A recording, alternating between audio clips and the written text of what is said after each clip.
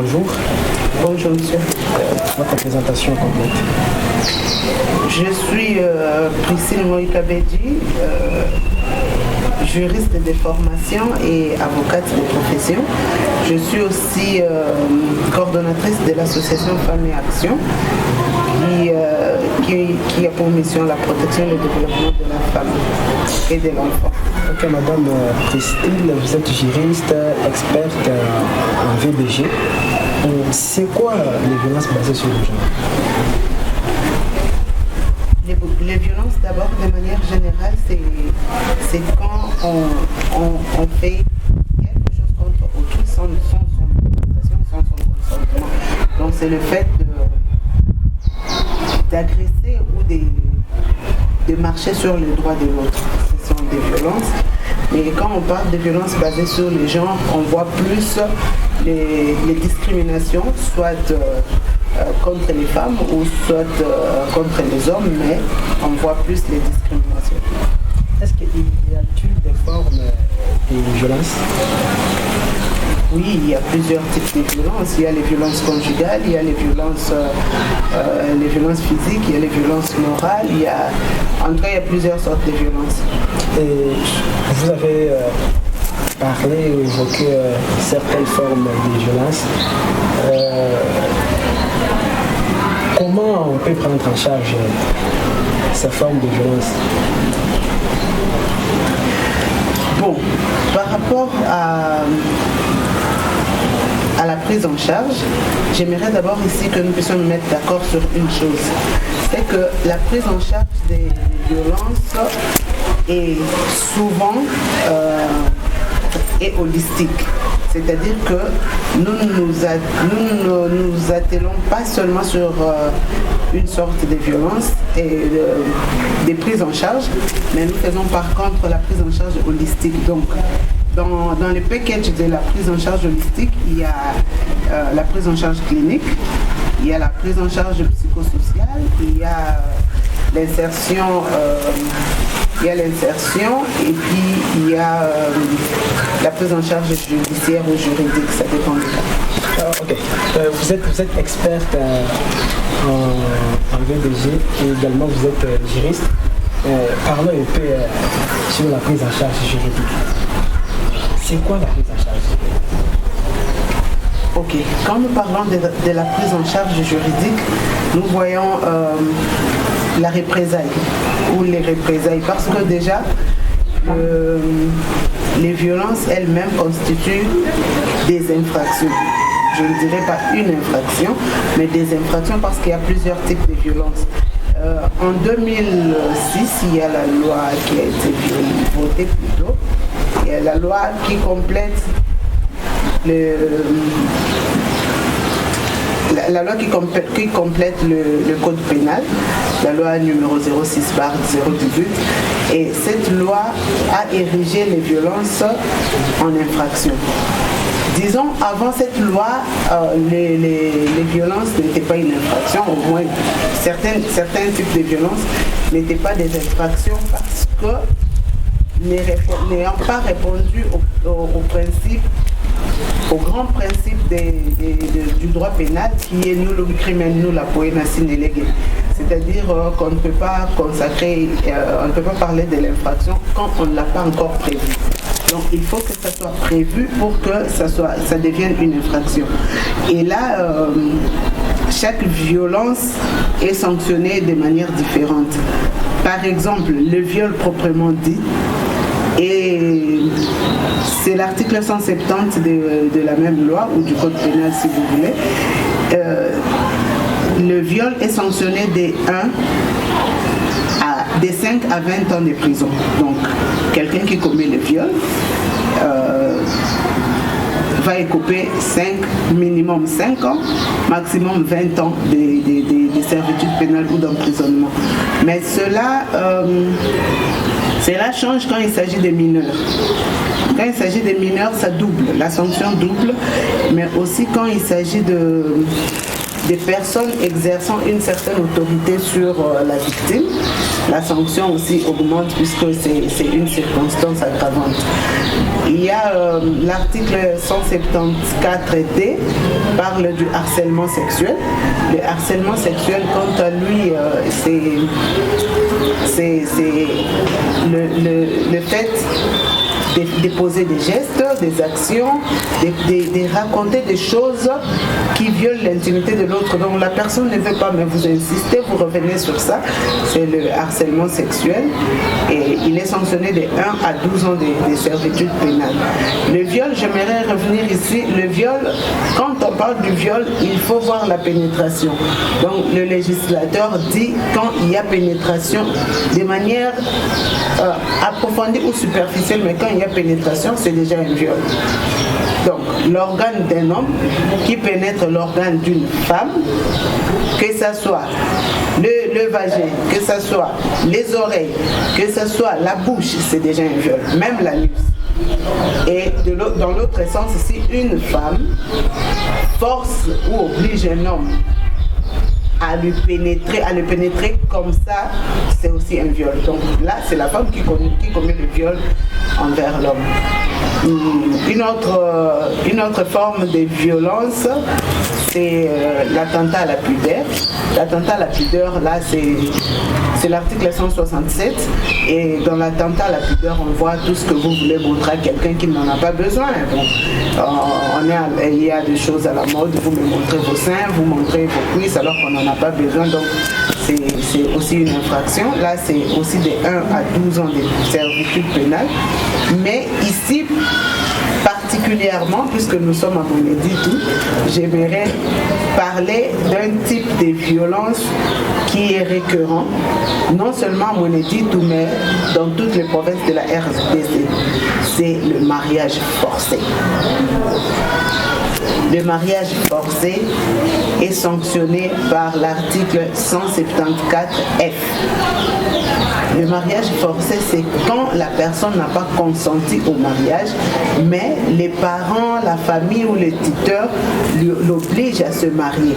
Donc, on oblige quelqu'un, mineur ou majeur, qu'il soit mineur ou majeur, mais qu'on oblige à se marier avec quelqu'un qu'il n'a pas aimé, ça aussi c'est une infraction. Madame, une question pertinente. Quelles sont les vraies causes des AS, EAS et HS, surtout à Monéditou? Abus sexuels, harcèlement sexuel, comme vous les avez évoqués récemment. Les abus sexuels, les harcèlements sexuels, personnellement, je crois que ça commence dans la tête. Tout est d'abord psychologique parce que on ne peut pas arriver à harceler quelqu'un sans qu'on ait préparé ça. C'est ce qui fait que le législateur, pour parler de l'infraction, il dit l'infraction doit comporter aussi l'élément moral parce que tout commence par la tête. Bon, on va nous dire que les filles sont mal habillées et c'est pas toujours vrai. C'est pas toujours vrai. Et qui dit que si une fille est mal habillée, on doit la harceler ou la violer? Personne. Je n'encourage pas le mauvais accoutrement chez les filles, mais je pense que ça ne soit pas une raison fondée, parce que beaucoup de gens se fondent sur ça. Les filles sont mal habillées, c'est pourquoi elles nous provoquent et nous les violons. Je dis non, puisque nos grands-mères ne s'habillaient pas. Nos grands-mères avaient les caches-sexes et les seins étaient boichis. Donc elles ne s'habillaient pas, donc on ne peut pas parler de l'accoutrement. Moi je crois par contre que c'est dans la tête que tout commence. Et parlant de la tête, je vois la timidité aussi. Il y a des hommes qui n'ont pas de courage d'aborder les femmes. S'il n'a pas le courage d'aborder une femme, il fait quoi? Il commence à harceler, à abuser d'elle. Donc, il y a aussi la vengeance qui peut être une cause de violence. Il y a le fait qu'un homme se dise Mouna Outou les Jati. elle est orgueilleuse, elle est fière, elle est ceci, cela. Alors je vais abuser d'elle pour qu'elle ne soit plus fière d'elle-même. Mais tout ça, bon, je crois que ce sont des causes certes, mais qu'on peut banaliser pour arriver à l'éradication des violences. Revenons sur la prise en charge juridique. Comment s'est fait cette prise en charge en cas d'un abus sexuel dans une communauté? Ok. Quand vous parlez d'abus sexuel, vous voyez le viol proprement dit. Ok.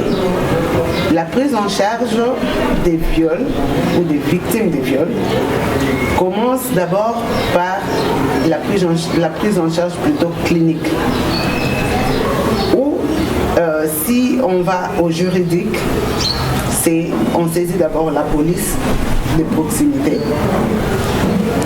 Ou on va au parquet. Si c'est un enfant, on peut aller directement au parquet près le tribunal pour enfants. Mais le policier va faire sa part, il va auditionner, l'OPJ va auditionner, ou même si c'est le ministère public au parquet, il va auditionner la fille, mais il va se baser sur le rapport médical. C'est pourquoi nous conseillons aux gens d'aller à l'hôpital, puisque c'est le médecin en fait qui va certifier qu'il y a eu viol. Le médecin va certifier comment? Parce qu'il a des éléments. Quand il y a viol, par exemple, d'une vierge, l'hymen est brisé. L'hymen est brisé. Il y a les rapports sexuels faits en temps normal ne blessent pas. Mais quand il y a violence, il y a des blessures. Et on peut trouver le spermatozoïde de l'homme sur les vagins ou sur les cuisses de la fille et même sur le ventre quand il est en train de s'enfuir. Et il y a autre chose, par exemple, nous disons dans la prise en charge des victimes de violences, quand vous voulez emmener une victime de violence à l'hôpital ou à la police, ne la lavez pas, qu'elle ne se lave pas, qu'elle parte comme ça. Pourquoi? Parce que si le viol a eu lieu sur la pelouse, par exemple, il y aura toujours des petites feuilles qui vont rester sur les habits ou sur les cheveux de la fille. Et tout ça, ça constitue les preuves. Puisque nous, quand vous venez et qu'il n'y a pas de preuve, en tout cas en droit pénal, sans preuve, vous êtes cloué. Hein? C'est vous la victime, mais je suis désolée. Quand il n'y a pas de preuve, vous perdez votre raison. Il faut constituer les preuves. Donc en cas de viol, il ne faut pas laver la victime. Il faut l'emmener comme ça à l'hôpital. Le médecin va attester parce que le médecin verra tous les aspects qu'il faut. Il y a plusieurs aspects. On en a parlé. Il verra tous les points et puis il va ériger dans son rapport. Et ce rapport va aider maintenant l'avocat à aller devant les instances judiciaires. Donc là, on voit, comme je vous ai dit, on peut commencer par la police, par le parquet ou le parquet près le tribunal pour enfants s'il s'agit d'un enfant. Et quand le parquet est saisi, le ministère public fait son enquête. Après son enquête, il va fixer l'affaire au tribunal. Et c'est là maintenant qu'on va montrer tout ce qu'on a comme paquet, tout ce qu'on a comme force et autres preuves. De là, le juge va prendre la décision. Et cette décision, comme je vous ai dit avant, est un minimum de 5 ans et au maximum c'est 20 ans. Et alors, après que le docteur ait fini son boulot, tester la survivante ou le survivant des VBG et directement la juridiction, est-ce qu'il y a un délai bien déterminé pour saisir toute instance judiciaire? En soi, il n'y a pas de délai, mais le plus vite est le mieux. Pourquoi? Parce que plus vous allez vite, plus vous avez encore des preuves. Vous imaginez qu'on a violé une fille aujourd'hui, vous faites passer 30 jours. Les blessures ont séché. Surtout si on n'avait pas fait la prise en charge clinique et qu'il n'y a pas de rapport de médecin. Ça sera compliqué de le prouver au tribunal, ça sera compliqué. Mais nous conseillons toujours aux gens de les faire le même jour. Et nous encourageons les femmes, les garçons, les filles, les mamans à toujours dénoncer. Dès qu'il y a viol, harcèlement, il faut dénoncer, il ne faut pas avoir honte. Parce que plus vous dénoncez plus tôt, vous avez aussi des gens qui peuvent vous aider ou vous orienter comme il se doit. On remarque une certaine négligence dans la dénonciation de certains cas de VBG. Vous, en tant qu'expert, pourquoi les gens n'arrivent pas à dénoncer? Au fait, si les gens ne dénoncent pas, ce n'est pas parce que il n'y a pas... Bon, bref, ils ne dénoncent pas pourquoi. De manière générale, ça va avec la culture. Vous savez, tout ce que nous faisons là, à un moment, on est buté aux pesanteurs socioculturels. Dénoncer un grand frère qui t'a violé, la maman dira l'homme ou la famille ou tout. Le papa dira l'homme ou la famille. Alors, avec tout ça, la fille va se dire bon, si je ne vais pas dénoncer. Elle cache, mais en elle, elle souffre. En elle, elle souffre. Au fait, il y a ces pesanteurs socioculturels-là font que les gens n'ont pas la facilité de dénoncer, mais ils oublient que quand la fille n'est pas prise en charge, on est en train de la tuer. Puisque après, il y en a qui deviennent frigides, il y en a qui dégoûtent le mariage, il y en a qui finalement ne supportent plus les hommes, il y en a qui carrément se révoltent et deviennent des pétasses. Il y en a, la fille prend ce qu'elle peut prendre comme défense. Et c'est par rapport à ce que vous lui avez donné. Vous n'avez pas voulu qu'elle puisse dénoncer, elle a gardé. Il y a des gens qui ne dénoncent pas tout simplement parce qu'ils ne savent pas où dénoncer. Ils ne savent pas où le faire. C'est comme ça que nous insistons sur qui atteindre en premier. Donc il y a des gens qui ne savent pas auprès de qui dénoncer. Il y en a même qui ne savent pas qu'il faut dénoncer. Il y en a qui ne savent même pas qu'il faut dénoncer, bon, raison pour laquelle de temps en temps on fait la sensibilisation pour parler aux filles et expliquer. Il y en a même qui ne savent pas que c'est une violence. Vous prenez par exemple une fille de 14 ans à qui le papa dit tu dois te marier parce que bon, cette fille ne sait pas qu'il existe elle ne sait pas que le mariage forcé est une forme de violence. Donc elle ne dénonce pas, c'est par ignorance qu'elle n'a pas dénoncé. Il y a comme ça plusieurs raisons, mais je crois que petit à petit on arrivera quand même à contraindre ou à convaincre toutes les filles ou tous les garçons plutôt à dénoncer. Alors madame, vous ne vivez pas à Monétitou, mais quand même vous êtes juriste et plus experte en VBG. Et s'il y a de tels cas ici à Monétitou, un survivant ou une survivante peut dénoncer ou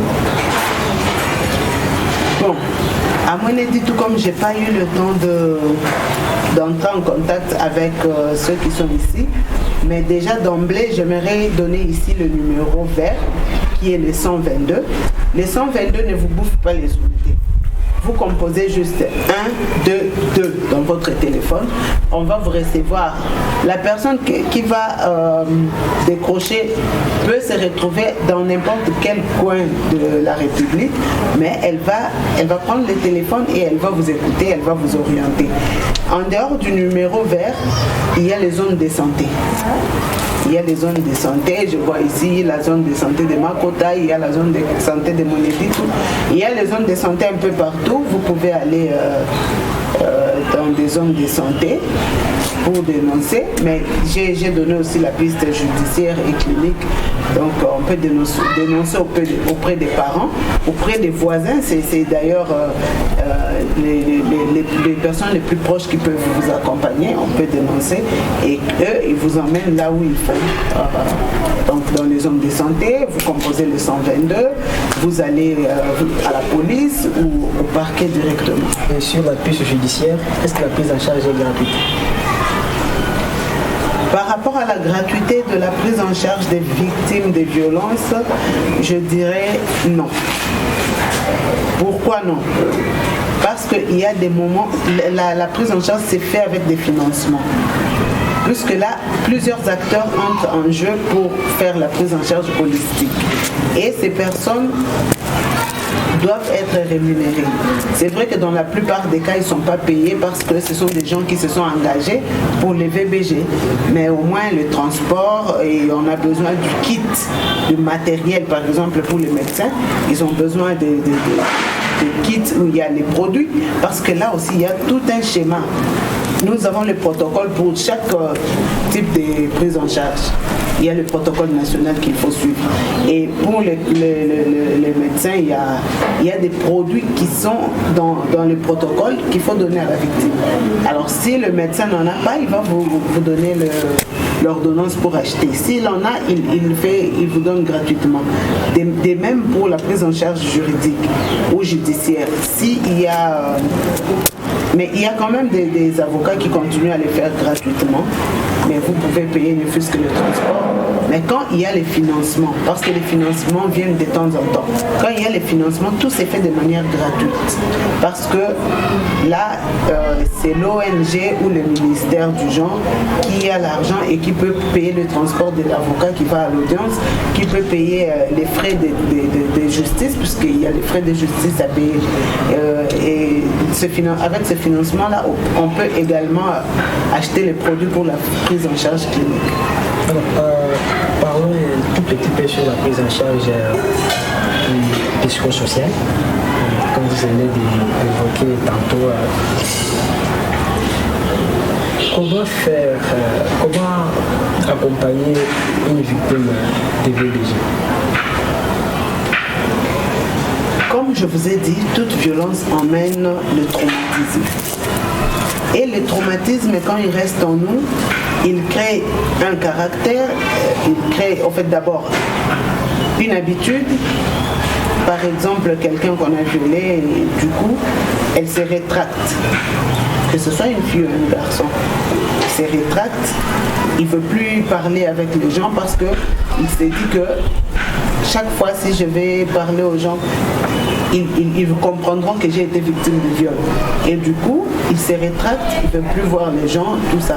Et cette habitude-là deviendra un caractère et puis ça devient sa personnalité.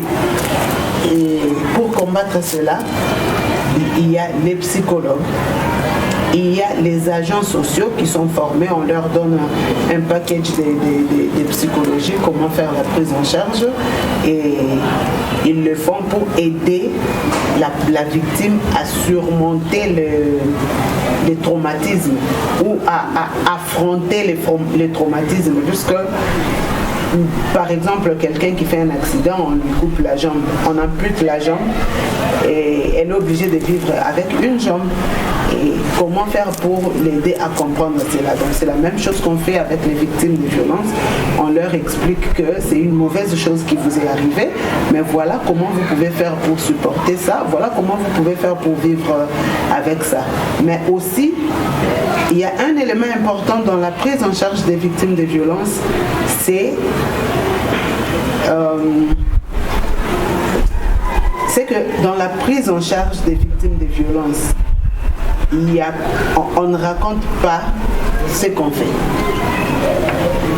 On ne raconte pas, ça reste secret.